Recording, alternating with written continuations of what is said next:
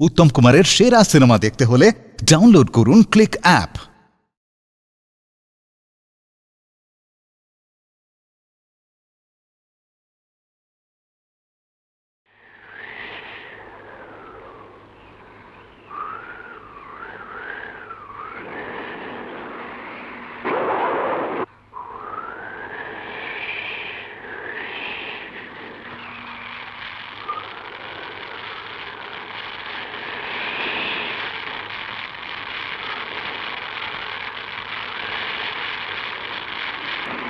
এই দেখ, এত করে ঘুরছে তবু ওর হুঁশ নেই। ও শ্যামলী, আমি দেখেছি, বৃষ্টি দেখেছি,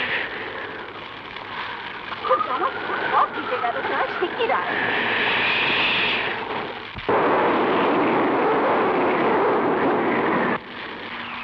আকাশ ভেঙে পড়লো তো তুই শুনতে পাবি না, ভগবান যে তোকে মেরে রেখেছে। আয় না আয়, এই ব্যাগটি নিয়ে পাগড়িটাকে আমি কিছুতেই ঘরে নিয়ে যেতে পারছি না। চল মিঠাই ঘরে চল, ভীষণ অসুখ করবে যে। একেবারে রক্ত পেয়ে যাবি। ও তাই নাকি? যাচ্ছি না মা। আয় মা আয়, আমাকে কষ্ট দিস নি, আয়।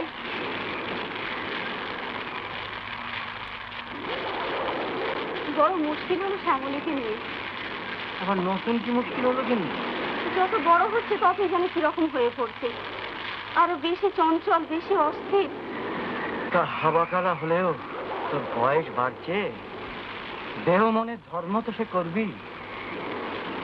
তাছাড়া একটু বেশি স্পর্শ কাতর, আর কালা বলি ও বোবা, কিন্তু ওর 8-4টে ইন্দ্রিয় আমাদের চাইতে তীক্ষ্ণ। হ্যাঁ গা, ওই যে বিজলীকে দেখে সেদিন ছবি নিয়ে গেল, ওই যে শিশির বলে সেই ছেলেটি, তার কথা শুনে কি মনে হলো? মনে তো হলো যে পছন্দই হয়েছে, আর বলেও গেল সেই রকম। তাহলে তুমি আর দেরি করো না, তাড়াতাড়ি বিজলীর বিয়েটা দিয়ে দাও। বলি চেষ্টা কি আমি আর কম করছি? তবে ভয় হয় যে শ্যামলীর কথা শুনে তারা আবার পেছিয়ে পড়ে। কেন, শ্যামলীর কথা কিছু বলেছো নাকি? তুই কি বলবার কথা গেলি যে কাউকে বলবো? এই তো কত সম্বন্ধ এলো, কিন্তু শ্যামলীর কথা শুনি তারা তো পেছিয়ে গেল। তাই ভাবছি যে শ্যামলীর কথা চেপে রেখে ওর বিয়ের ব্যবস্থা করতে হবে। মেয়েটি শুধু অপরূপ সুন্দরী নয় মাসিমা, স্বভাবটিও খুব মিষ্টি। মাসিমা, হ্যাঁ বাবা বল। পাড়াগাঁয়ের মেয়ে বলে আর বড় লোক নয় বলে যদি আপনার আপত্তি না থাকে, তাহলে এ মেয়ে অনিলের বউ হলে আপনার সংসারের সব দায়িত্ব নিতে পারবে মাসিমা। আমি ঠিক এই রকমই চাই বাবা, আমার সুখের সংসার। ছেলের বিয়েতে আমি ধন দৌলত চাই না। ভগবানের দয়ায় আমার অনিল, সলি, লক্ষ্যপতি, আমি এমন মেয়ে চাই বাবা, যে মেয়ে এসে আমার সুখের সংসারে কোনোদিন ফাটল ধরাবে না। দাদা, মনের মধ্যে সানাইয়ের আওয়াজ শুনতে পাচ্ছ না? সেই সঙ্গে পল্লীবালার নুপুর নিক্কন। অনিল, মা আসছেন, খুব সাবধান দাদা। যদিও জানি আমার সাবধানে কিছুই হবে না। কত পরের মতো মেয়ে তোকে দেখালুম, তার কি একটাও তোর পছন্দ হলো না? বলি পছন্দ বলে কি তোর কোনো জিনিস আছে? এখন আমি যা দেখে দেবো তাই তোকে নিতে হবে। তাই নিতে হবে? অনেকদিন টাকা টাকা হয়নি, তাই একবার তত্ত্ব তল্লাশটা নিতে এলাম। কি বলো চন্ডী? তা তো বটি। আমিও মনে মনে ভাবছিলাম যে তোমার ওখানে একবার যাবো। আপনি মনে করতে না করতে গোবর্ধনটা স্বয়ং এসে হাজির। এ তো ভগবানের হাত স্পষ্টই দেখা যাচ্ছে। একটি প্রস্তাব নিয়েছি দাদা, সেটা তোমায় রাখতেই হবে। তা আমার সাধ্য হলে নিশ্চয়ই রাখবো। কথাটা এমন কিছু নয় জানেন, কথাটা হচ্ছে মানে একটা ছোট্ট কথা, মানে এক কথায় যে কথার মীমাংসা হয়ে যায়। কথাটা হচ্ছে আপনার ধরুন না এই, তুমি বলো না দাদা। ও কথাটা কথাটা হচ্ছে যে আমি চন্ডী, তুমি বলো কথাটা। কথাটা হচ্ছে কি জানেন, মানে ছেলের বাপ হয়ে উনি আপনার বাড়িতে এসেছেন, যেখানে আপনার ওর বাড়িতে যাওয়া উচিত ছিল মেয়ের বাপ হিসেবে।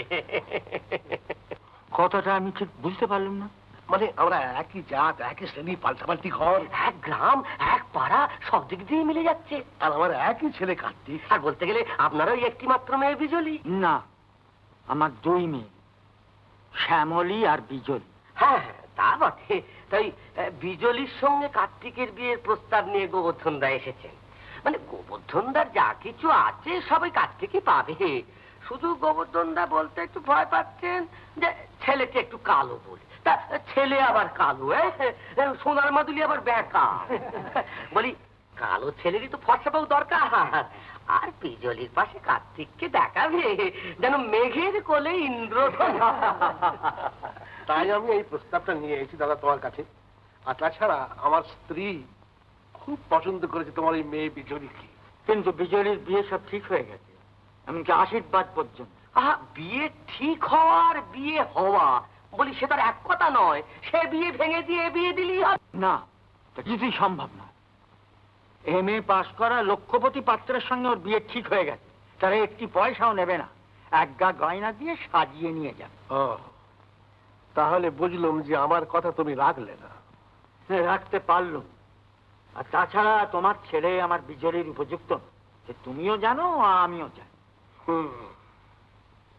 কথাটা রাখলে ভালো করতে দাদা। আমার সঙ্গে শত্রুতা করে গায়ে বাস করা বড় শক্ত হয়ে দাঁড়াবে বলে গেল। অনেন অনেন গন্ধেন গন্ধেন শুভ বিবাহ শুভ বিবাহ অধিবাসনমস্তু অধিবাসনমস্তু। কবলে থাকা।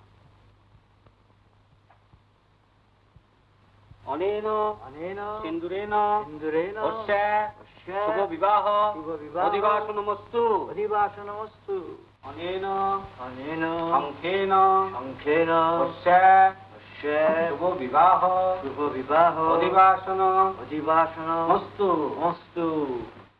অনেন অনেন চামরেন চামরেন শুভ বিবাহ আয় মা, আমরা ওপরে যাই। মস্তু। অনেন অনেন প্রশস্ত পাত্রেন। এই পাপের হাত থেকে আমাদের জাতটাকে তো বাঁচাতে হবে। হ্যাঁ, ওই বুড়ো থুবড়ো মেয়েটাকে ঘরে পুরে রেখে ছোট মেয়ের বিয়ে দিচ্ছে। আর সেই পাপান্ন খেতে পারে আমাদের 14 পুরুষ নরকস্থ হবে না কি গো? নিশ্চয়। মোট কথা হচ্ছে পরাণপুরের ওখানে আমাদের কিছুতেই যাওয়া হবে না। হবে হবে হবে, যাওয়া হবে কিন্তু খাওয়া হবে। খাওয়া। আমরা সেখানে সকলে যাব, গিয়ে বরপক্ষকে বুঝিয়ে দেবো যে ঘর থেকে তারা মেয়ে নিচ্ছে সেই ঘরটি এক ঘরে। সবার আগে বর, তারপর বর কর্তা। আচ্ছা বরযাত্রীরা সব ওদিকের গাড়ি দুটোতে উঠে পড়ুন গিয়ে তাড়াতাড়ি করে। আরে অনুভবটা দাঁড়িয়ে কেন? তুমি বলো, তুমি তো আসল লোক গাইয়ে। আচ্ছা ঠাকুরমশাই আপনি উঠুন। আচ্ছা ভাই পরমানি উঠে পড়ো। দাদা তোমার চাদরটা অনুপম দাকে একটু ধার দাও। গাইয়ে লোক কি জানি যদি গলা টলা চোখ হয়ে যায়, আসল জমাবে গেছে সেখানে গিয়ে। মা চলি।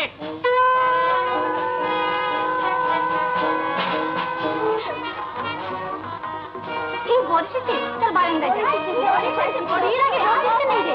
আগে চার চোখে মিলন হোক তবে তো। তোকে আর শাস্ত্র ফরজ হবে না। বিয়ের আগে বর দেখতে আছে। আরে বিজু আর গেলা।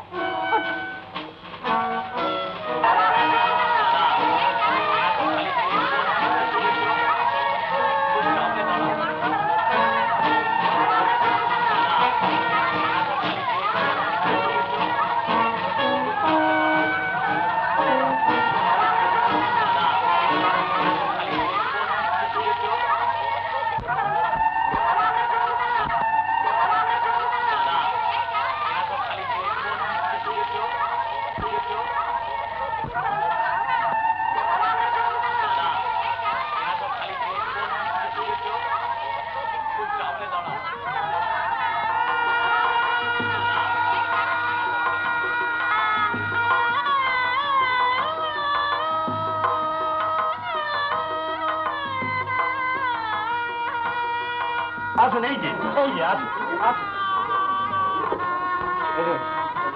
আসুন এই অনুপম দা, এসো বাবা, এসো। পথে কোনো কষ্ট হয়নি? না। বিজলি এখানে একা দাঁড়িয়ে রয়েছিস যে? লক্ষ্মী সরস্বতী গেল কোথায়? বিজু শ্যামলী,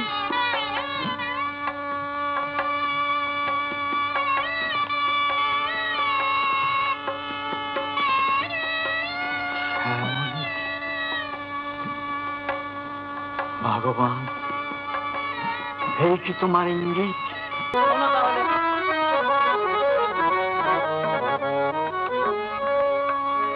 বাবা শেষে অনিলকে যে একবার ভেতরে নিয়ে যাব। ও নিশ্চয়ই। অনিল যাও ভেতরে যাও। তা তোরা কেউ যাবে না? এই দেখো ডাক তো শুধু তোমার একার জন্য দাদা। যাও যাও নাড়ো। আরে বাবা, আমরা কেউ গেলে তোমারও পছন্দ হবে না। আরে আটাটা তো ভেঙে যাবে। যাও যাও, ভেতরে যাও। আরে শোনো বৎস, বিয়ের রাত্রে বর নয় চোর। যা করতে বলবেন তাই করো, কেমন? খুব স্টেডিলি চলে যাও। চলো চল। এই না,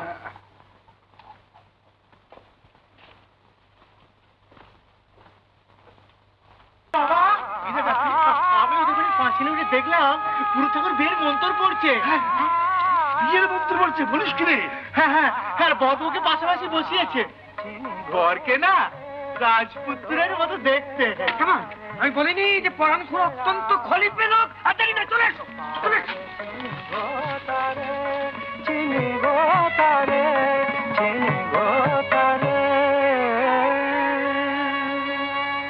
আরে অনুপম, বাহ বাহ, সাবাস। খুব মজগুল হয়ে মাইফেল করছে, এদিকে যে পকেট মার হয়ে গেল। তার মানে? তার মানে মেয়ের বাপ বড় মেয়ে হাবাকালা বলে তাকে অদত্তা রেখে ছোট মেয়ের বিয়ে দিচ্ছেন। কাজী সমাজটাকে এক ঘরে করেছে, সে কথা আপনাদের না জানিয়ে ছেলেটিকে নিয়ে গিয়ে চুপি চুপি কাজ ছেড়ে দিলেন। সে কি, আমরা জানলাম না বিয়ে হয়ে গেল? আরে আপনারা জানলে তো বিয়ে হতোই না। হ্যাঁ, এ কখনো হতে পারে না। চলো তো সুজিতদা। চল তো। কন্যাই নম, এতে গন্ধপুষ্পে নারায়ণাই নম, এতে গন্ধপুষ্পে প্রজাপতায় নম। বিয়ের সময় তো বরযাত্রীরা সব উপস্থিত থাকবে, আপনি তাদের কাউকে না জানি বিয়ে দিয়ে ফেলছেন, তাহলে আমরা এলুম কি করতে? আরে কোন দেশে বিয়ে হলো? স্ত্রী আচার কখন হলো? শুভদৃষ্টি বা কখন হলো? আহা, সম্প্রদানের সময় যে শুভদৃষ্টি, সেইটি তো আসল শুভদৃষ্টি। থামুন আপনি। এ কি বিয়ে হচ্ছে না বলির মন্ত্রপাঠ হচ্ছে? শি শিশির, এ তুমি অনিলের জন্য কোথায় কোণে দেখতে এসেছিলে? বলে ও পুরুত মশাই, আপনার সম্প্রদানের কাজ তো শেষ হলো, এবার আমরা নিজেরা দাঁড়িয়ে থেকে শুভ দৃষ্টি আর মালা বদল করাবো। বাবা বাবা, এ তো বিজলি নয়।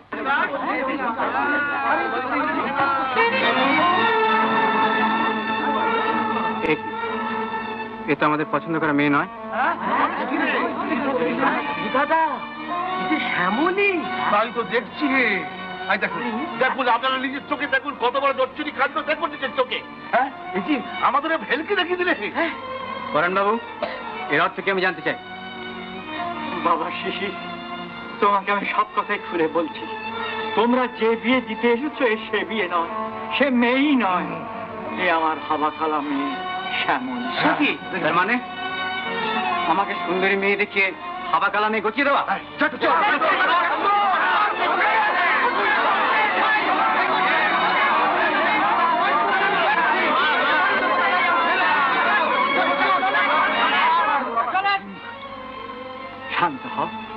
শান্ত হও বাবা সকল।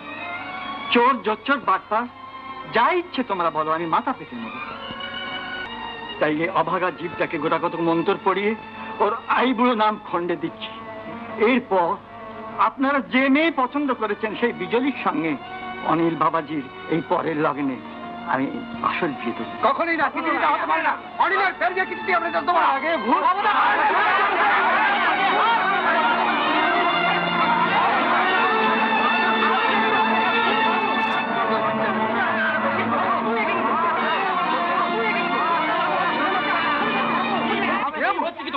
কি হচ্ছে কি? মাথা খারাপ হয়ে গেছে? মাথা খারাপ হবে না তো কি? আমাদের বুঝতে পারি কখন? থামো থামো, একটা বুড়ো লোকের গায়ে হাত তুলতে লজ্জা করে না? বাবা অনিল, দেখুন, আমি এই ধরে আপনার কাছে ক্ষমা চেয়ে নিচ্ছি, আপনি তো সকলকে ক্ষমা করবেন। না বাবা না, ওরা আমাকে যা বলেছেন আমি ঠক জোচ্চোর বাটপার আমি সব, কিন্তু আপনারা আমার অবস্থা বুঝে আমাকে মার্জনা করুন। এই বিয়ে একে আমি বিয়ে বলি মনে করি না, আপনারাও মনে করবেন না। আপনার অনুমতি করুন, এইবার অনিল বাবাজির হাতে আমি বিজলীকে সম্প্রদান করি। না না, এই আপনি কি বলছেন? আপনার বড় মেয়েকে আপনি তো এইমাত্র আমাকে সম্প্রদান করলেন। না বাবা, ওটা বিয়েই নয়, একটা ছেলে খেলা। মন্ত্র পড়ে আপনার কন্যাকে আপনি সম্প্রদান করেছেন, মন্ত্র পড়ে আমিও তাকে গ্রহণ করেছি। শাস্ত্র ধর্মানুসারে আপনার বড় মেয়ে আমার স্ত্রী। তাহলে তুমি বিজলীকে নেবে না? আপনি ভেবে দেখুন না, আর কি এটা সম্ভব? তাহলে যে জাত বাঁচাবার জন্যে আমি তোমার মতন দেবতার সঙ্গে প্রতারণা করলুম, সে জাত তো আমার বাঁচল না বাবা। গায়ে হলুদ হয়ে গেছে, অধিবাস হয়ে গেছে। ওই দেখো বিজলি আমার কোণে সে যেখানে দাঁড়িয়ে আছে। আর যদি ওর বিয়ে না হয়, তাহলে জীবনে ওর বিয়ে হবে না, কেউ ওকে গ্রহণ করবে না। বাবা অনিল, সত্যি কিছু বিজলিকে পায়ে ঠাঁই দেবে না? যা দেখে আমাকে এমনি জাতিচ্যুত হয়ে থাকতে হবে। জাতিচ্যুত? শিশির, এদিকে আয়। দেখুন, এই শিশির আমার বাল্যবন্ধু, MA পাস, উচ্চ বংশ। আপনি এরাতে বিজলিকে সম্প্রদান করুন। কি বলছিস তুই? ঠিক বলছি। আমি বিজলিকে বিয়ে করবো? হ্যাঁ, তোমাকে বিয়ে করতে হবে। একদিন যত্ন করে যার ছবি তুলে নিয়ে গেছিলে তাকে তোমায় গ্রহণ করতে হবে। তাহলে আমাদের বাকি অনুষ্ঠানটা আপনি শেষ করে ফেলুন, তারপরের পরের লগ্নে আপনি বিজলিকে এর হাতে সম্প্রদান করবেন। তাই হবে বাবা।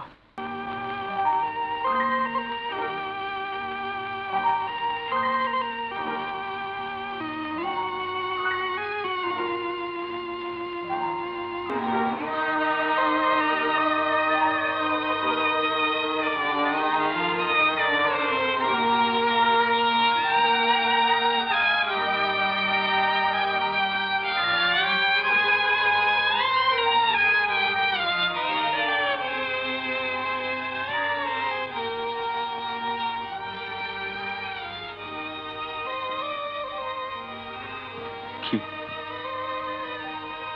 কি দেখছো এমন করে? ভাবছো এই আবার কোনো অপরিচিত লোক এলো তোমার জীবনে, ভাগ্যের কি নিষ্ঠুর পরিহাসের ভেতর দিয়ে সে তার জীবনকে তোমার জীবনের সঙ্গে বেঁধে ফেললো এক অচ্ছেদ্য বাঁধনে। কিন্তু তোমার এই অসম্পূর্ণতাকে সে কি মানতে পারবে? শ্যামলী, জানি না কোনোদিন তোমার এই ভাষাহীন অন্তরে প্রবেশ করতে পারবো কিনা, জানি না তোমায় নিয়ে কোনোদিন ঘর পাততে পারবো কিনা, তবে এই কথা চিরদিন স্বীকার করব, তুমিই আমার স্ত্রী।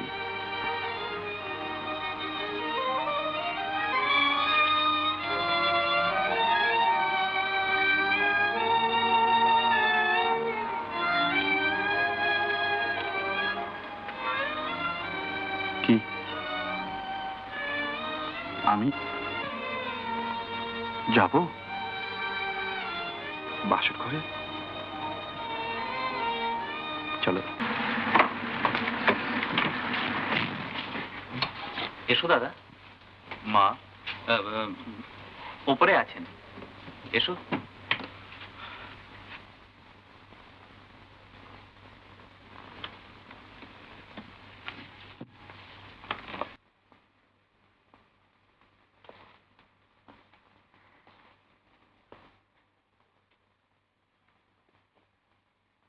মা, মা, আমাদের বরণ করবে না? তোমার ছেলের বউকে আশীর্বাদ করবে না? তুই কি করলি অনিল? তুই কি করলি? তোমার ছেলে বলে তো করতে পারলাম। তুই একবার আমার কথাটা ভেবে দেখেছিস? কি করব বলো, আগে তো কিছুই জানা যায়নি, যখন জানা গেল তখন সম্প্রদান হয়ে গেছে। হলেই বা সম্প্রদান? তুই যে মেয়ে জেনে বিয়ে করতে বসেছিলি, এ মেয়ে যখন সে নয়, তখন কিসেরই বা সম্প্রদান, কিসেরই বা গ্রহণ? এ বিয়ে বিয়েই নয়। ভুল করছো মা, অন্য কারোর সঙ্গে বিয়ে হলে ওই মন্ত্রী সম্প্রদান হতো। আর তাছাড়াও ধর্ম, ঈশ্বর, সমাজ সকলকে সাক্ষী করে একটা ভালো মেয়েকে বিয়ে করতে যা শপথ উচ্চারণ করতে হয়, যে যে দায়িত্ব নিতে হয় এবং যে সমস্ত কথা বলতে হয়, তার সবচেয়ে বলেছি, সবচেয়ে করেছি মা। চলো, তোমার ছেলের বউকে বরণ করে ঘরে তুলবে, চলো এসো।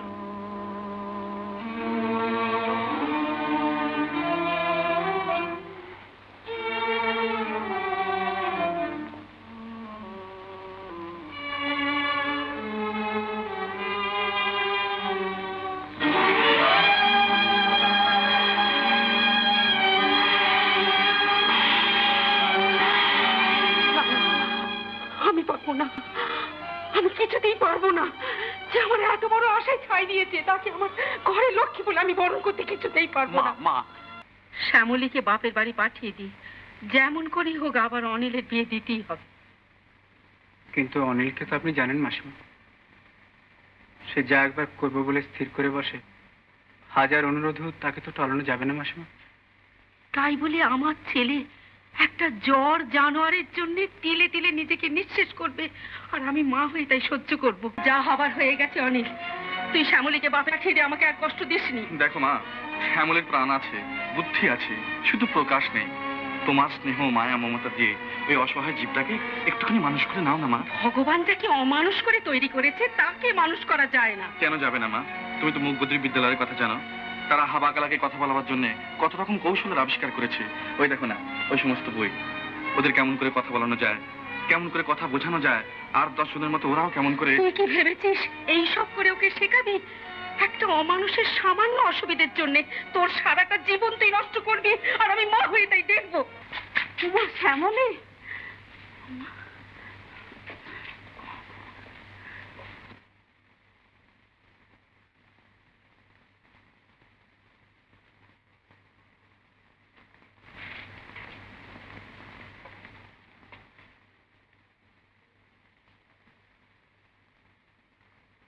হয়েছে হয়েছে বাবা। আপনার শ্যামলীকে ফিরিয়ে দিয়ে গেলাম মা। আপনি ঠিকই বলেছিলেন, ওকে না নিয়ে গেলেই বোধহয় ভালো হতো। বসো বাবা। কিন্তু মা, আমাকে যে এক্ষুনি যেতে হবে। এক্ষুনি? হ্যাঁ, এক্ষুনি না গেলে আবার পরের গাড়িটা আমি ধরতে পারবো না। তোমাকে একটা দিন থেকে যেতে বলার মুখও আমার নেই বাবা। তোমার এই দয়ার কথা আমি ওকে চিরজীবন ধরে বোঝাবো। ও যেন জানে এমন একজন লোক ওই পৃথিবীতে আছে যে ওর জন্য একটি দিনও ভেবেছে। শ্যামলীর হয়ে আমি তোমাকে একটু অনুরোধ করবো বাবা। কিন্তু মা, আমার যে কোনো কিছু করবার সাধ্য নেই। নইলে বেশি কি চাই না বাবা, সামান্য একটু দয়া মাত্র। ওকে একটা কিছু দিন। কি দরকার মা? ওর সঙ্গে যখন কোন রকম সম্বন্ধ রাখতে পারবো না, তখন আমার স্মৃতি ওর জীবনের সঙ্গে কেন আপনি জড়াতে চাইছেন? এখনো যে সমস্ত জীবনটাই ওর সামনে বাকি পড়ে রয়েছে।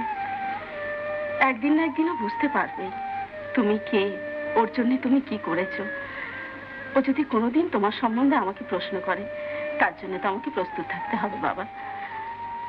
তাই বলছিলাম, যদি তোমার একখানা ছবি।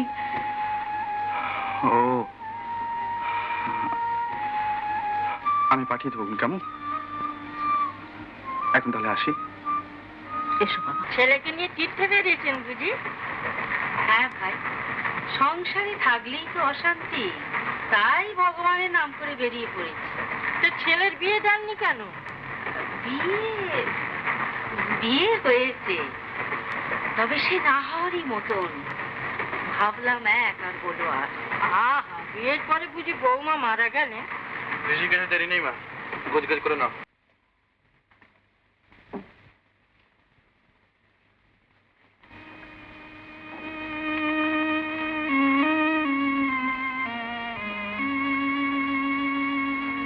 চিনতে পারিস একে? হ্যাঁ রে অনিল, এই বুঝি তোর মনে ছিল? বুড়ো মাকে একলা পথের ধারে দাঁড় করিয়ে রেখে তুই লেগে গেলি ছবি তুলতে, আর আমি ভেবে মরি বুঝি পথ হারিয়ে গেল। পথ হারিয়ে ফেলেছিলাম মা। হ্যাঁ, সে কি রে? ভাগ্যে ছিলেন, পথ দেখিয়ে নিয়ে এলেন। তা তুমি মা?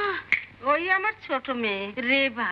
ও, থাক থাক মা, বেঁচে থাকো, চিরায়শ্বতী হও। আপনার চা।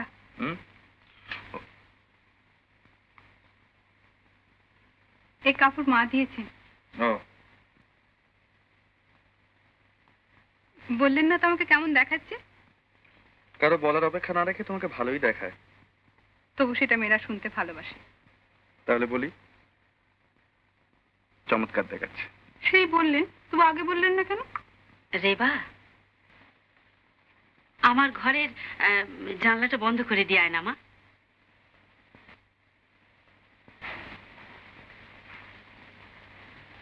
রেবা বড় অপূর্ব মেয়ে।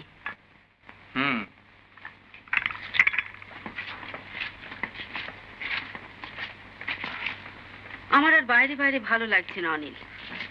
সলিল ওদিকে রাগ করে চিঠি লিখেছে। বেশ তো, চলো না কালী কলকাতায় ফিরে যাই। সে ঘরে আর আমি একদিনও বাস করতে পারবো না অনিল। আমি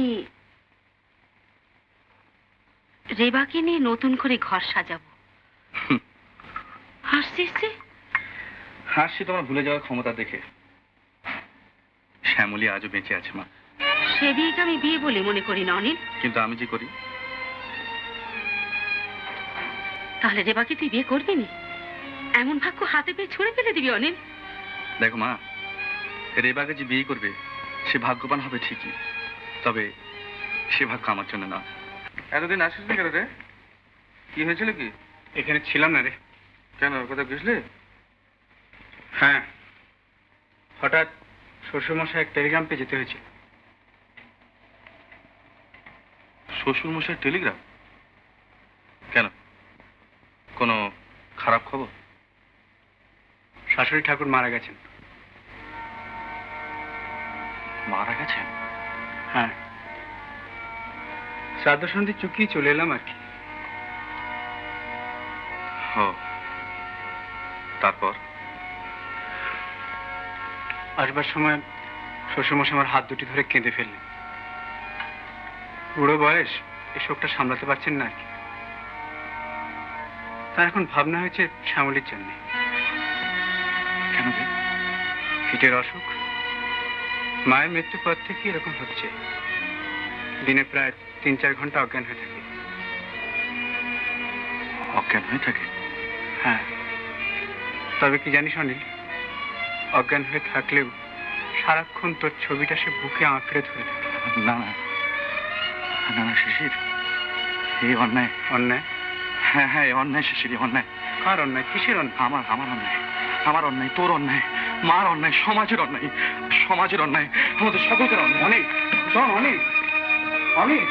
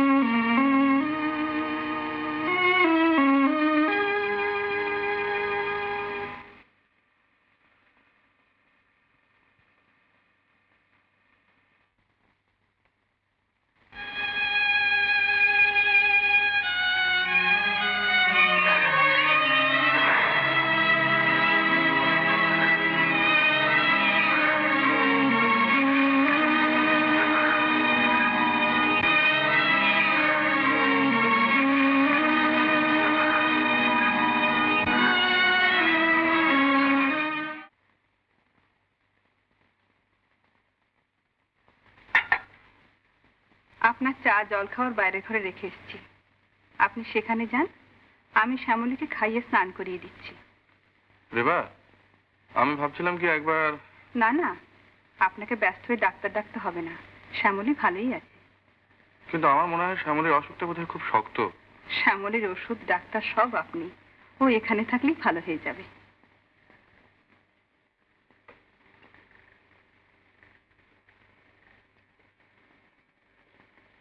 বসো।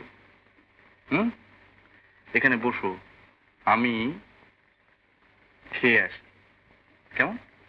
বসো।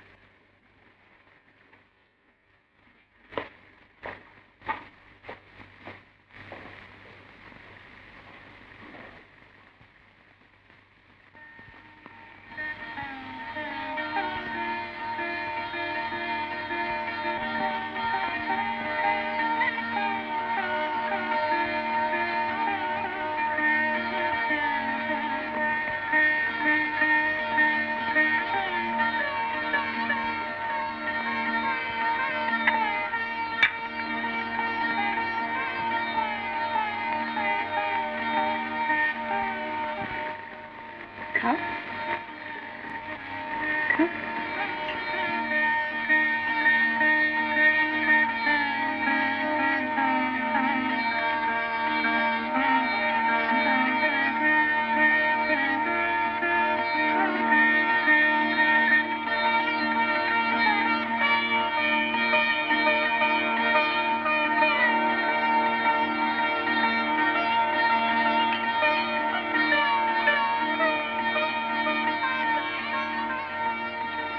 তুই ভাবছিস আমি কি? তুই অনিল বাবুকে যেভাবে দেখিস আমিও ঠিক সেইভাবে দেখি। সেকাল হলে আমি হতাম তো সতীন, আর ঝগড়া করতাম বরকে নিয়ে।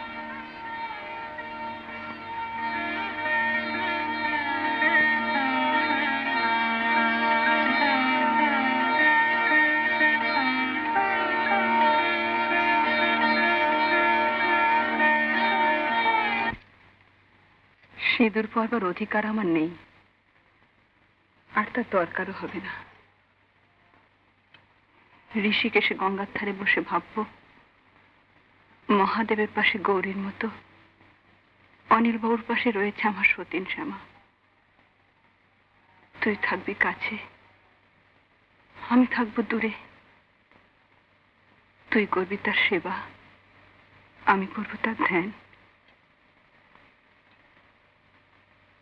আমরা দুজনেই পাবো তাকে দুপদ দিয়ে।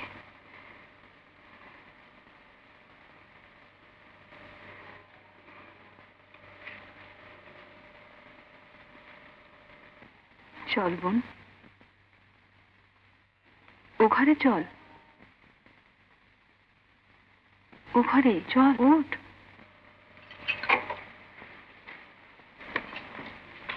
মা, মা, তোমার সংসারে এসে পড়েছে অসহায় একটি জীব। সে আমার স্ত্রী। তাকে যদি হাসি মুখে তুমি তোমার ছেলের বউ বলে গ্রহণ করতে না পারো, তাহলে আমিও জানবো যে এই সংসারে আমারও কোনো ঠাঁই নেই। এত বড় কথা তুই কি করে বলতে পারলি অনিল? দেখো মা, ওকে আমরা যতখানি হীন মনে করছি ও ততখানি হীন নয়। তোমার কোলে ওকে একটুখানি ঠাঁই দাও। তোমার স্নেহ, করুণা, ভালোবাসার একটুখানি ভাগ তুমি ওকে দাও মা। মা,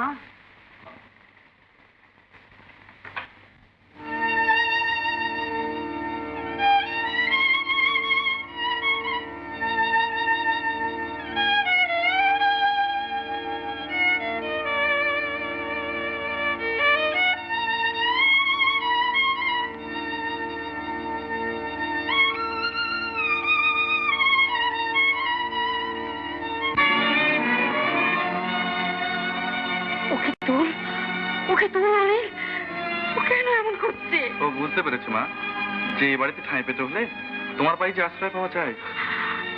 অনিল,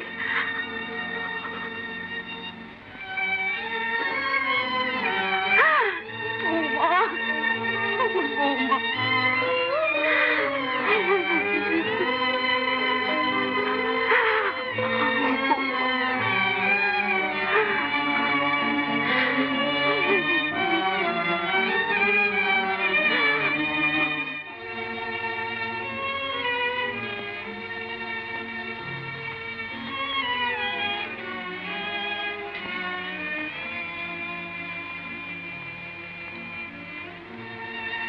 আমি যাচ্ছি শ্যামলী, আমাকে যে যেতেই হবে বোন। তুই আমাকে ভুলিস না শ্যামা।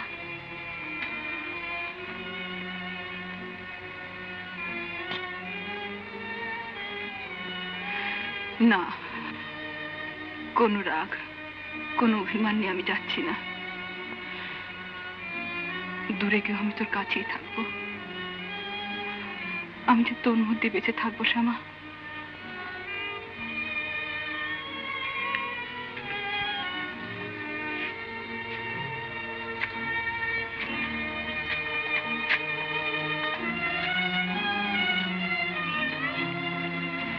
আমি যাচ্ছি। জীবনে তার কখনো দেখা হবে না।